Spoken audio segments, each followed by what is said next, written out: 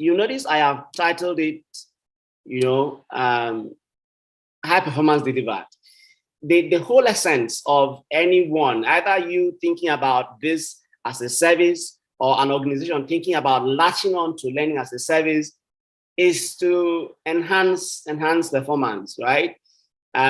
You want to try and help organizations to focus on their core so that they can be more successful, leaving you, the service provider, to be able to provide the service. And then, for the organization, as you know, a number of organizations are creating corporate academies, right?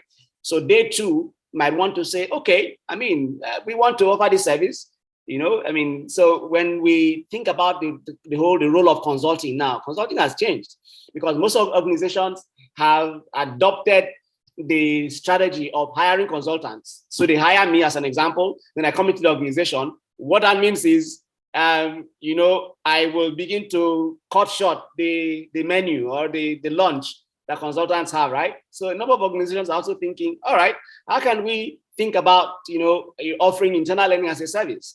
Okay, making learning freely available, or what I would call the democratization of learning, okay, where you break all the barriers of learning and ensure that people can pick up learning at every point in their journey.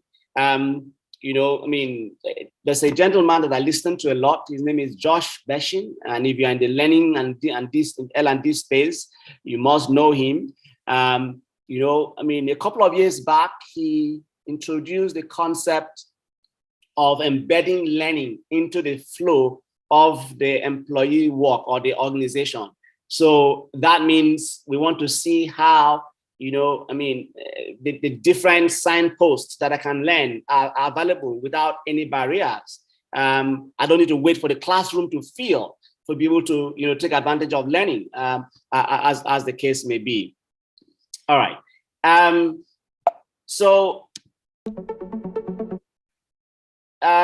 Okay, so the contents will just guide how we're going, just a bit of introduction to the concept. I've titled the next one is LaaS for your organization. Again, if you are offering it as a service, the question will be, can I offer this as a service? What should I keep in mind if I wanted to start offering it as a service? And then, I'm looking at selecting the right OEM partner, and it applies both ways. If I am an internal individual, in internal L&D, what should I keep in mind? If I am someone who wants to partner, who wants to, select an OEM that I can partner to offer a service, what should I keep in mind? And a few things to just, watch how you're going before you take that big leap as to what you want to do, whether you're offering as a service or, you're accepting this. I just thought I'll start with this because, you see, we're L&D professionals, right? And I think it's important that we stop to pay attention to what's happening. If you can see my screen, you can see clearly it's showing that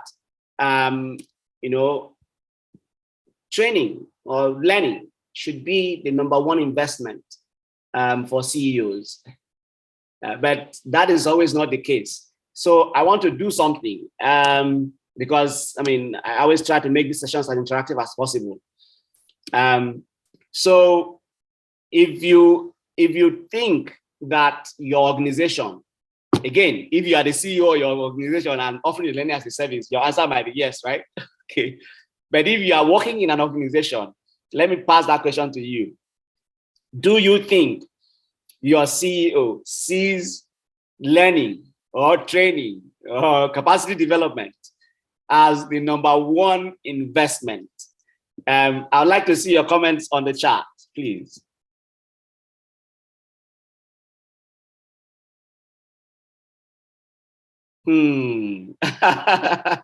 I like that. Monisola. All right. Then Adekule says a big no. Okay. Abiodun says no. Blessing says no. Yinka says almost yes. Okay. And then you have another no from Belima. Okay. All right. So, if we were just to do a quick analysis, you can agree with me that the no's are more. I mean, and somebody has posted something, Juliet, thank you for posting that. And most of them think that if they invest, that the people will leave. Okay.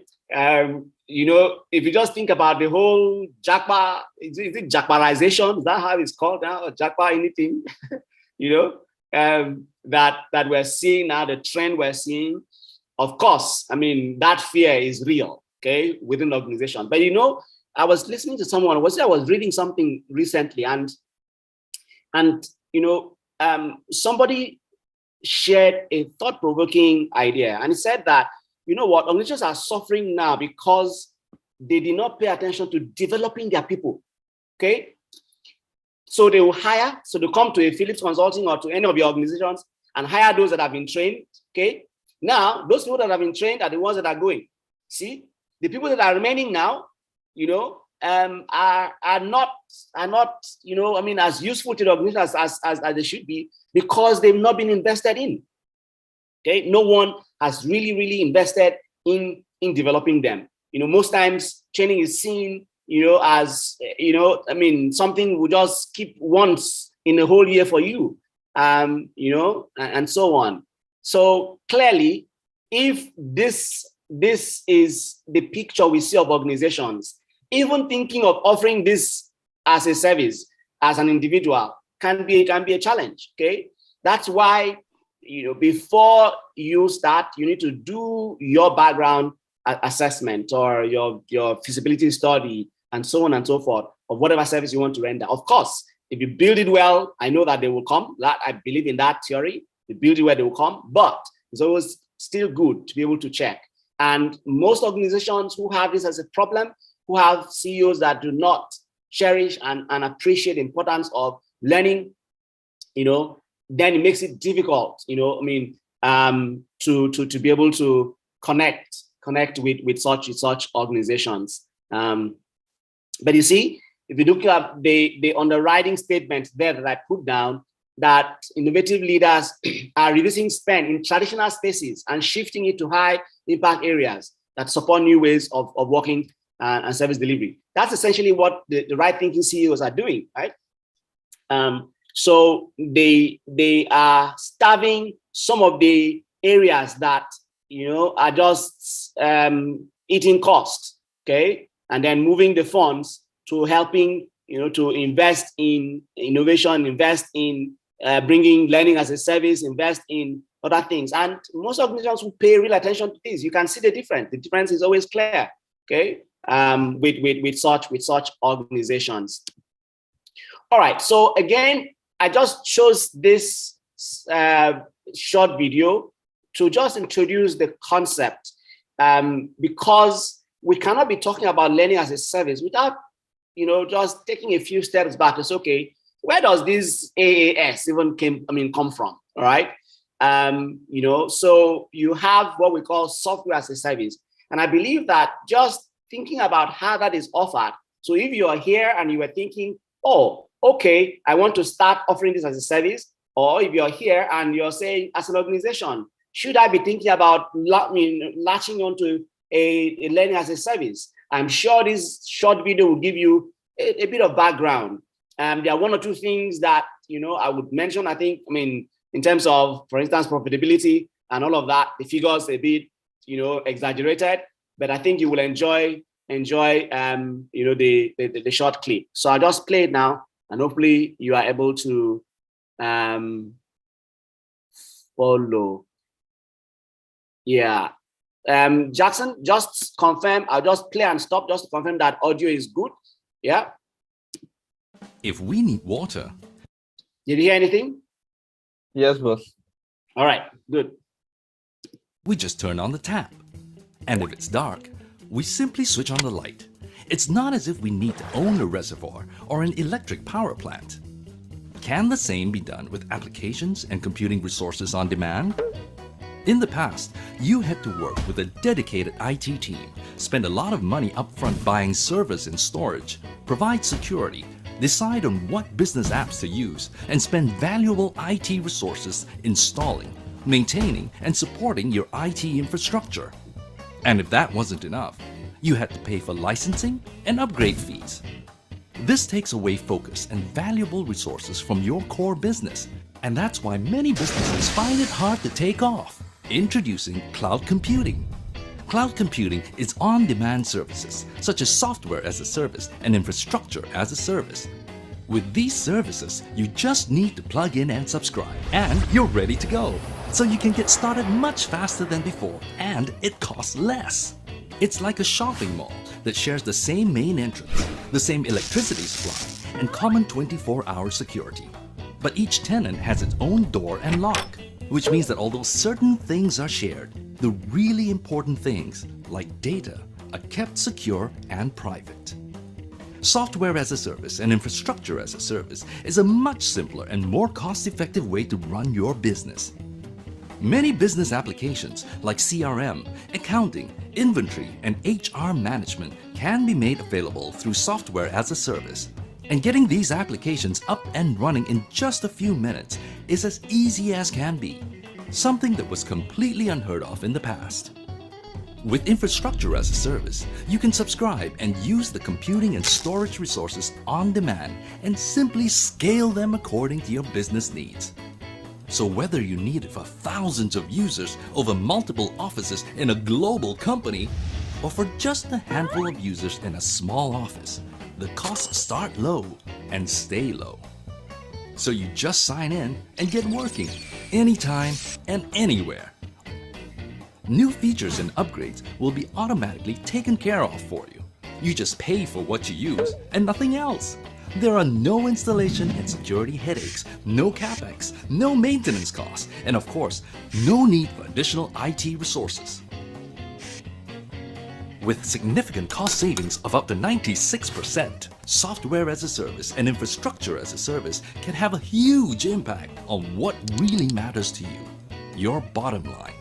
And it also frees up your time and resources so you can focus on your core business. Simple as that. All right. So I hope, you all enjoyed that video. So, if you just think about what that video or the video I just showed you, describe, that's essentially what we're also looking at in learning as a service, right?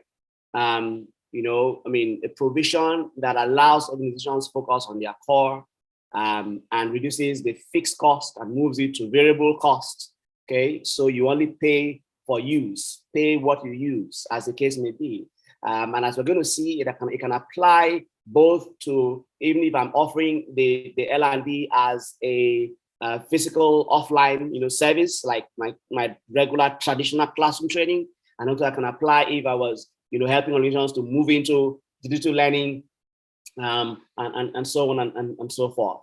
So clearly the advantages are obvious, and it can help you as an organization or as an L&D team to be able to shred a number of costs that are unnecessary, because that's what the applications do. And interestingly, most of these platforms now provide almost everything, and they're updated on a regular basis without the need for you to be able to pay for additional upgrades as it may be. So just bringing it home again, you see my overriding message there that everybody can offer a product, but not everybody can offer a service, right? So the whole idea of this LaaS is bringing the service mentality. How do I address the needs of an organization without having to break the bank and make them break the bank? As an organization, how do you then do that? We're also having to break the bank, or have to make my CEO think that, oh, they are wasting money, as the case may be. And especially if these resources are valuable and reusable, okay, like we say, reusable without limit, then it makes it even a lot easier to save more cost. So just again, maybe to put a few things in context, the LaaS can apply across the learning value chain, okay? And today we are seeing micro courses that organizations offer, that is those who offer it as a service. It is one thing, some of you might know that beyond the classroom, I mean, the digital learning that we offer. We also offer, classroom training. During the pandemic, we came up with what we call micro courses that allow you to just pick up some nuggets for just 1 hour. Okay, and some people wonder, wow, okay, doing maybe a virtual training or even a physical training for just 1 hour, it's unheard of, right? But it happened, and most organizations signed up to it because in most cases, you don't need the content that is going to be delivered for that 5 days. Okay, you just need just what you need at that time. And without a doubt, the pandemic sort of accelerated this whole process, and a number of organizations are thinking again. Do we need to have that full-fledged department? I know that if I say that, many people will say, "Oh, do you want us to lose our jobs?" No. The point is, the organization needs to look at and say, are there things that we can then shift, okay, to others? If you think about it from the model of outsourcing, there's a reason why organizations outsource, certain services, even some of their operations to some other organizations, because those organizations have economies of scale. They've done it. They've set up platforms. Earlier in my previous slide, I gave the example of a bank. Okay, the bank has several customers across different geographic, locations and things like that. Every organization doesn't need to have its own, banking hall and so on.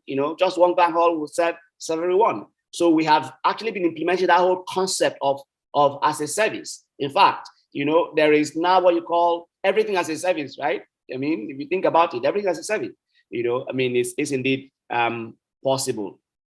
But before we move on to looking at what you should consider before taking this, I'd just like you to chat in the box very quickly, if we can. Again, and the question is, why do you learn? You personally, why do you learn? Okay. So if you can just share something on the chat, I'm watching to see the early posts.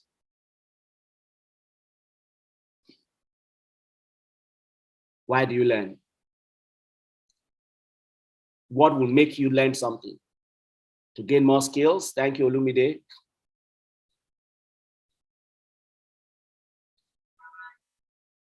Any more? To upskill? Yeah. To learn to know, to gain new, right? Add new knowledge, monetary, future gains, yes. To become a better person. It's a passion, right? To remain relevant, right? Like that one. For capacity development.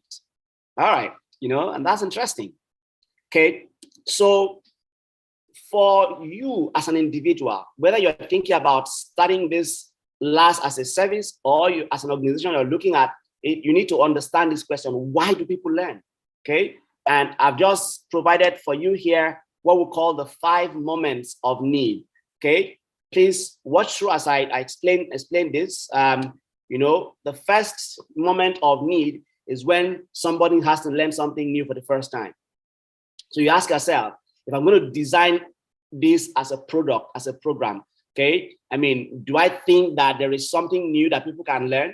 Okay, and to know this, you need to scan your environment. You need to understand what's happening in the environment. What do people in the organization need to learn? So if, for instance, you decide to specialize, maybe in the banking industry, you ask yourself questions. Why would bankers need to learn? Okay, what new things are out there that bankers need to learn? There are a lot, depending on where you're looking at things from. Okay, it might be perhaps you're looking at it from technology. There's a lot because risks are coming up every day because of the advancement in technology that we're seeing, the rapid changes and so on and so forth.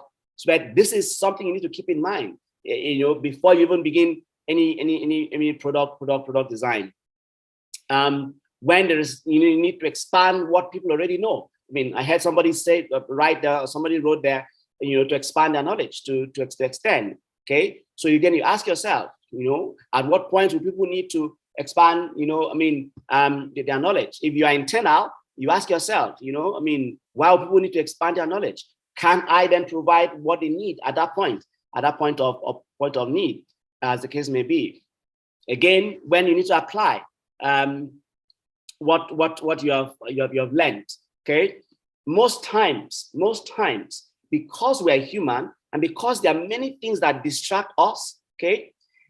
Research shows that we we touch our phones or we access our phones 150 times, I think, per hour, thereabout. So you can imagine, okay? I mean, if that is one problem that employees have. So most times, even when they learn, okay, the challenge of applying is there because several things take away that good motive to want to apply. So the question is, can I, in trying to think about and designing this class, be able to then, offer something that helps people to remind them, to, tickle their memory again, so that they can then be able to apply what they had learned when they need to solve problems. Okay. I have a video here that I'll show you, and you ask yourself, okay, I mean, is that where learning is going? And perhaps, as an organization, are we thinking that way? If we cannot provide it internally, can we think about, latching on to a LaaS, provision that then allows us to be able to provide that? Okay. And finally, when things change, okay. I mean, so you ask yourself, what's changing in the environment? There are always changes in different industries and so on and so forth. So this, for instance, is the yardstick that you need to keep in mind. Again, from wherever you're sitting, whether you're sitting as someone who is trying to start as a service, someone who has a really and looking at improving, okay, or someone who is in an organization and say, okay, how can I imbibe this whole idea and make it a lot easier for my people, to be able to pick up learning at any point in their work day. Again, continuous learning. And when I asked it a bit earlier, a number of you mentioned to stay relevant and productive, right? So yes, so you have to factor these things in mind, because that is the only way any product that you design or any solution that you bring on board will make sense to organizations. Okay. If it is what will help people keep with the changing world, increase their efficiency, build new skills and improve their current skills, then clearly you can indeed hope to be successful. So that's the short video that I wanted to show you. I'll just play it now. Again, Temola, please just confirm if the audio is live, then I'll continue. The use of... Are we good?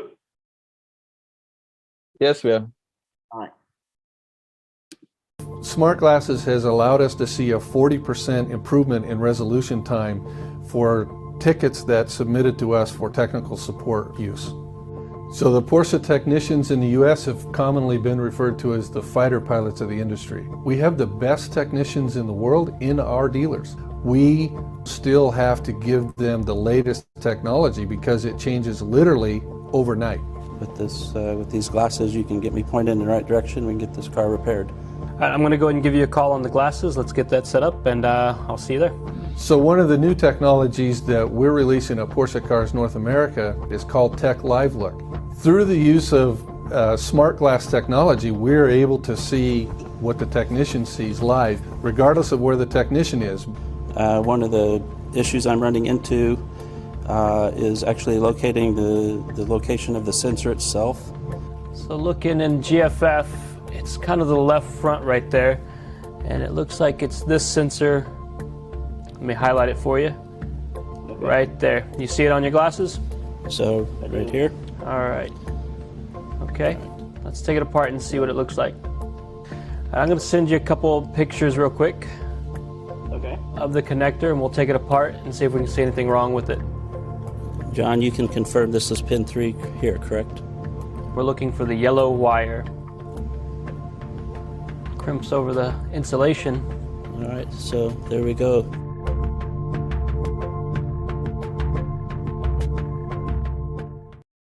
All right, so this is just an example, right? And I'm not advertising Porsche, right? But I just found the video very, very instructive.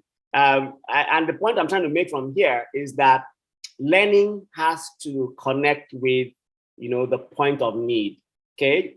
And so if you design learning that connects with the point of need, then you are going to, become that next billionaire in quote, right?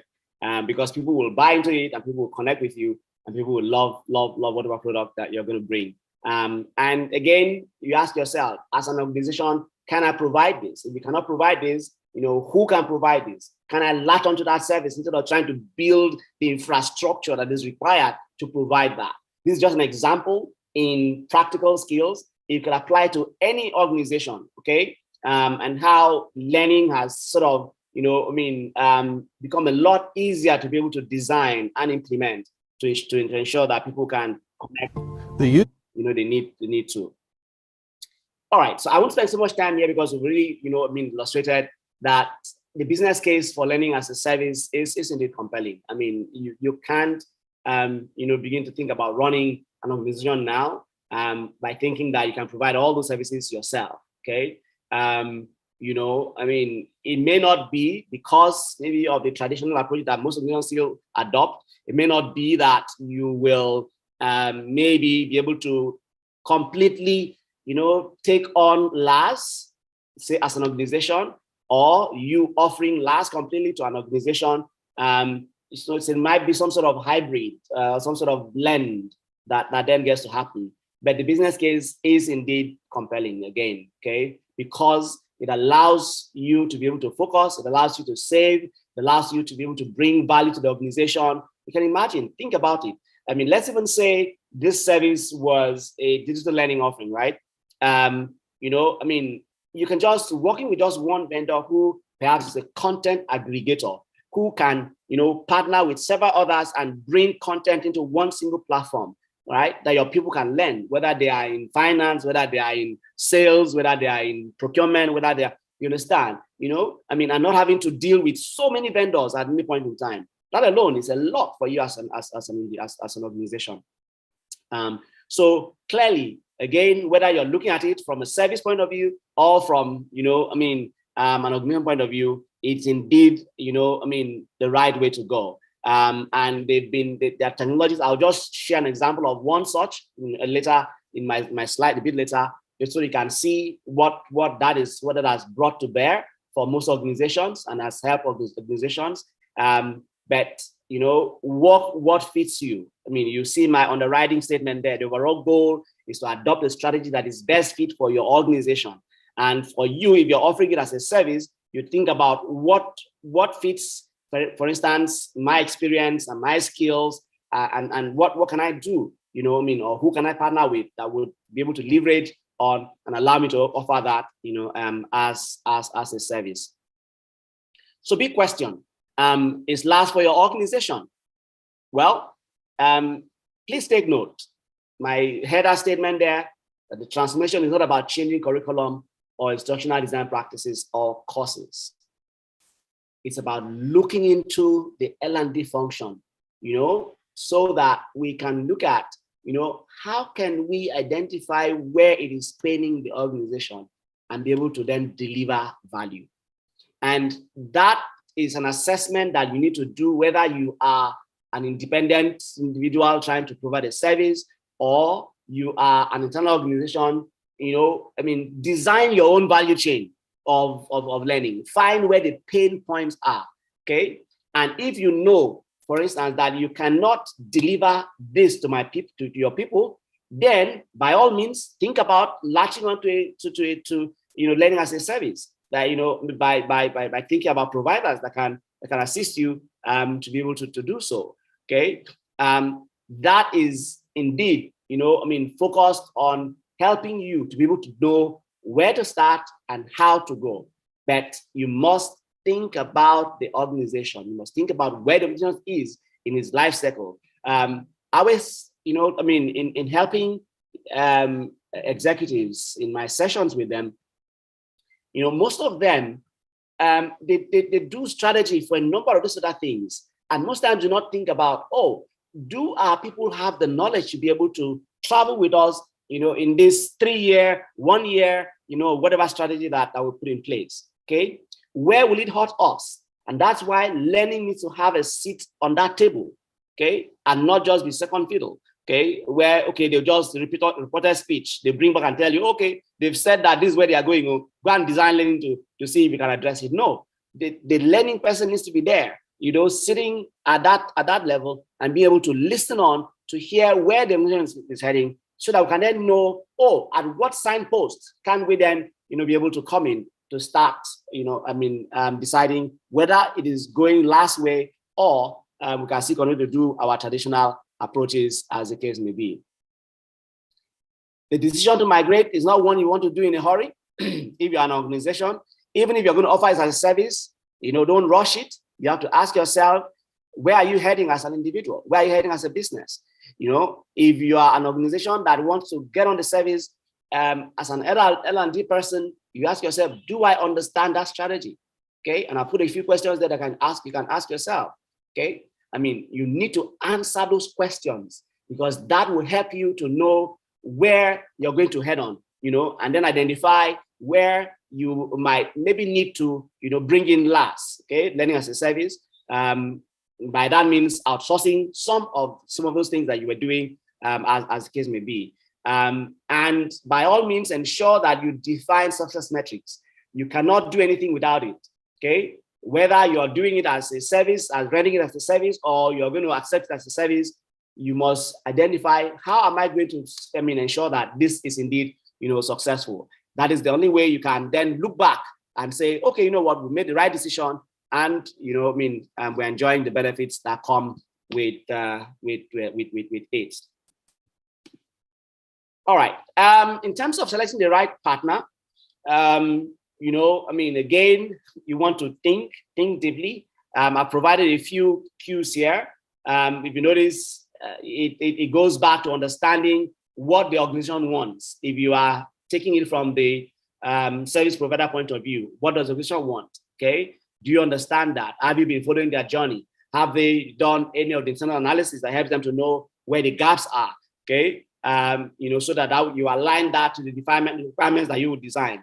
If you are internal, then you would also need to find out what your people want, okay? And then you can design your requirements, okay? Your requirements might point you to a classroom intervention, okay? Now, that classroom intervention, are you going to sign on to that training as a service so that your people can plug into that organization at any time T, okay? They do not need to wait for the classroom to fill, okay? So that means because we now have virtual learning, I can have a class with just 2 people. I don't need to wait for 10 people to fill a class before I do that session. Okay, so that means if I sign up to that service that is being offered by an organization that is offering, TaaS or LaaS, then it allows my people to be able to pick up that knowledge at that point of need. Remember, that point of need that allows them to be able to deal with their challenges and so on. Then if you're going the route of maybe, partnering, you obviously have to look at, the various OEMs, what are they offering? What are their futures and so on and so forth.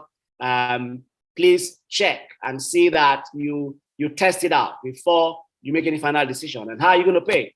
It's a huge problem now. Just, 2 days ago, we're in a session with an organization that just signed up to this service, with us. It's a government parastatal, and one of the things that was a consideration, for signing up with us was the ability to pay in Naira. Okay, so you ask yourself, how am I going to pay? Increasingly, most vendors that pay in dollars are going out of business. I know a friend called me 2 weeks ago and said, "Oh boy, we've closed our branch in Port Harcourt. We've closed the one in Abuja, because we just can't cope again with this downward, fall of the Naira against the dollar, and so on." So that is indeed important. Okay, so you don't start where you cannot finish. Okay, you need to think about that. Some might even say, okay, can we sign up what I call forward contracts? Forward contracts allows you to be able to maintain the value that you have signed, okay, even if the Naira or dollar fluctuates. Okay, and I can talk about that more, maybe when we do the quick Q&A. Think beyond the sale. Okay, you need to ask yourself, how am I going to support these people? Do I have the internal capabilities to be able to do so? Am I going to latch on to the OEM also to support? Because most OEMs now charge to provide that support. So that means you want to ask yourself, am I going to groom someone that will be able to provide that service so that at least I can also earn something from that service if I'm providing that service to an organization? So I've just given an example, just one example of, a learning experience platform that, most organizations have signed up to in Nigeria. Again, you're going to have the slides. So you're going to be able to look at and see, any platform that you think about. That platform should be user-centric. That means it should be designed to fit the modern learner, easy to use, easy to learn, and easy to like. Okay. When you take the slides, you'll be able to look at the details of the features. But clearly, it must allow people to be able to assess themselves, allow people to be able to take advantage of learning that is provided and available. The learning experience is critical, very critical. You will notice here, provision for learning, virtual labs, interaction, very critical. If you're going to succeed in any learning as a service, then there must be some sort of support for the people that they can latch onto at any point in time. So if you're going to be evaluating a vendor you're going to work with, then you can use some of these criteria to ask yourself, does that vendor have, does that solution have all of these features? If you're an organization, same thing, same assessment that you can do to make your decision or your choice. Mobile is like, we shouldn't even be thinking about it, right? It should be a given, right? Any such platform should be able to allow my people to learn anywhere, anytime, on the go, as the case may be. So before you take the leap, what should you keep in mind? Going back again to that question, is it aligned to your L&D strategy if you are internal? If you're external, ask yourself, this solution, do I understand where the organization is heading? Is it aligned to their L&D strategy? Have you seen a live demo? Okay, don't sign up to something that you have not seen. Okay, even if somebody is promising you training as a service, LaaS, okay, which is another acronym that you can use, then ask yourself, what exactly is that training going to be? I want to be careful because just signing up to training as a service might offer me generic content that may not be specific to my industry. Okay, so I want to see what it is, to see that it's going to address that gap. Okay, but first of all, again, it must be that I know that gap so that whatever is being shown to me, I'm able to connect and see how it ties in. Is the vendor willing to do a POC? All right, POC stands for proof of concept. So beyond just showing me what it is, I want my people to test it. Okay, so can somebody come and join that course if it's a virtual course or even a physical course and just listening? Maybe someone from L&D. Okay, and for you that is offering as a service, you want to be able to test it to see that it's working. So you want to also allow yourself to be able to use this process to test it for your organizations that you want to serve. So that way they can see that, oh, okay, it's working, all right? And then TCO, total cost of ownership. What are you paying for? LaaS has made payment easy. Like the first video I showed you, it's cheaper because I don't need to buy infrastructure. I don't need to buy IT hardware. I don't need to buy servers. I don't need to buy any of those things, okay? They're provided by the platform owners and the OEMs. Okay, but I need to understand what exactly I'm paying for. Is it if I ask one question, would they charge me again, as the case may be? All right, and obviously you also want to check, the vendor history because that also is critical, for you to be successful. All right, so I hope that the slides have provided just some ideas of where this discussion is heading. So I'm happy to take questions now, and let's discuss. Ask any of those practical questions, and I'm happy to provide answers.